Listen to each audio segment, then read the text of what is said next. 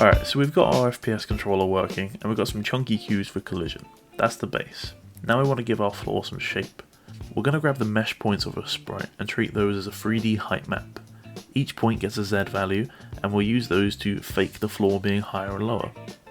That way the player can walk around, follow slopes, bumps and other funky terrain without ever leaving a 2D space. We're going to be using the project from the last video, so if you haven't watched that one, I recommend going back and watch it now. So right now we have our first person controller in a 3D environment with a bunch of cubes we can collide with. And in this video we're going to be covering how to use mesh points to get a 3D height map. So first off we're going to be making a sprite and calling it 3D mesh. Now you can give a colour to this, but I'm going to use this grass texture. Now that we have a sprite in, we're going to right click it and do mesh create mesh. I'm using the size of 12 by 12, but it doesn't matter what size you want to use because this code will work for any mesh size. Now these mesh points hold an X, Y and Z coordinate. Now essentially they're just going to warp the image based on where they are. So you see here I'm changing the Z coordinate for a bunch of different mesh points, and that creates kind of like a mountain range looking thing. Now if you see this texture glitch at the bottom, that's because you have the floor and the 3D mesh on the exact same coordinate, so they're battling for render. So essentially what you have to do is offset one of them by a fraction. Here I'm going to use 49.9, basically 0.1 down. So right now we've got this nice looking mountain range, but you can't collide with it, you just fall right through. So now we're going to set up a height map, and what we're going to want is all those mesh points. In the editor we can see them and edit them fine, but there's no way of calling them in the event sheet, and that's an issue. Construct doesn't natively allow you to get a sprite's mesh points, so what we can do is use a JSON to pass the data and extract each of the mesh points. This is a little bit complicated, so I'm going to be going over it briefly, but if you'd like a more in-depth explanation, you can join the Discord or leave a comment. So rather than code this whole thing from scratch right now, I'm going to recommend you copy and paste this code in, because really it's quite simple, it just takes a while to set up and understand. I will explain it here, so don't worry. If you understand how it works, you can feel free to set up your own function, but this function works absolutely fine and is quite efficient, so feel free to use it.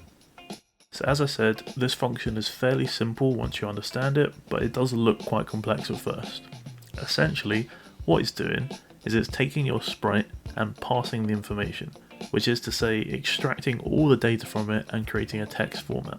We have a passData variable, which is just a global string, which we then set as the JSON beautified string, which is to say it's the string for the parsed data but set up in a neater format. And this is what that looks like. This is the parsed data for your sprite.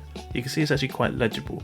You can see it says here the node points and the X, Y and Z for the node points, and it says the positional data for your sprite, the width and the height, the Z elevation, etc.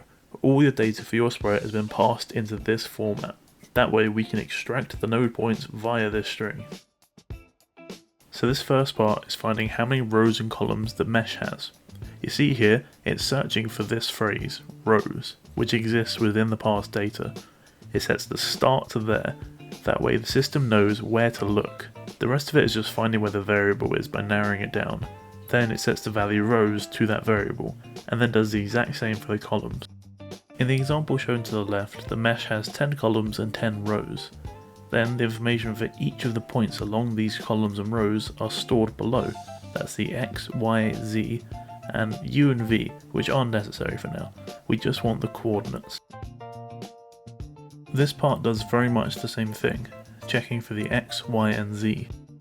Each time it finds the X, Y, or Z string, it changes it to have the coordinates at the front. That way, when it's searching for the letter X, next time it won't find the first one but the second one, and then it will change the second one and find the third one, the fourth one, etc. That way we know it's finding them all in sequence. So now we have the coordinates for each of the points along the mesh of the sprite named 3D mesh. We're going to create a new object called mesh node point and spawn it along each of the points that we just got. And that draws a little red line for each of the mesh points. Mine are offset weirdly because I forgot to set where the image point was, so I'll go do that now. But essentially we now have the information data for all of the mesh points. Make sure on your sprite your image point is set to 0, 0. These red lines are just for debugging and showing you how it works, so you don't essentially need them. Now this last part of the code is the complex math bit. Essentially what it's going to do is find a square for you. The square is made up of 4 of the mesh points. Inside that square, based on your XY coordinate, it's going to find where you should be on the Z. This part here finds the square. So first it finds the closest mesh point that has an X and Y that are both lower than yours. That way it'll always be up and to the left of you. This is the top left of your square. Next, since all your mesh points are on a grid, it will just add 1 for the top right, it will add the width to go down a row for the bottom left, and it'll add the width plus 1 to go for the bottom right. Okay, so now that we've got our square, we want to be able to find the Z height from anywhere between those 4 points. Basically, we've got the little square, and we're saying, hey, if I'm standing inside the square, how high should the floor be from here? Here's a breakdown of how it works. The x0, x1, y0 and y1 are the edges of our square in mesh coordinates.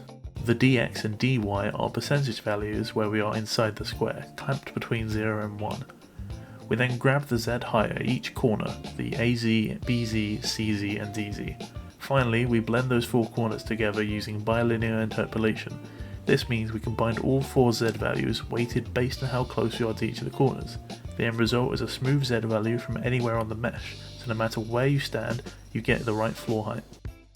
If this all seems a bit too complex for you, don't worry, the math isn't that important. The point is, it just finds the correct z given your mesh. That way you can make any mesh shape you want and it will find the coordinates. Now there are limitations, such as you can't mess with the mesh points too much in terms of the x and y, you have to make it kind of like a mountainy sort of shape. So I encourage you to download the code below, play around with it and find where those limitations are, because there are some glitches. Anyway, this last part here is just some debug stuff. It changes the colour of those red lines to blue when you're inside a square. That way you can visually see the square that you're in. So the last thing to do now is make sure the player can collide with the floor.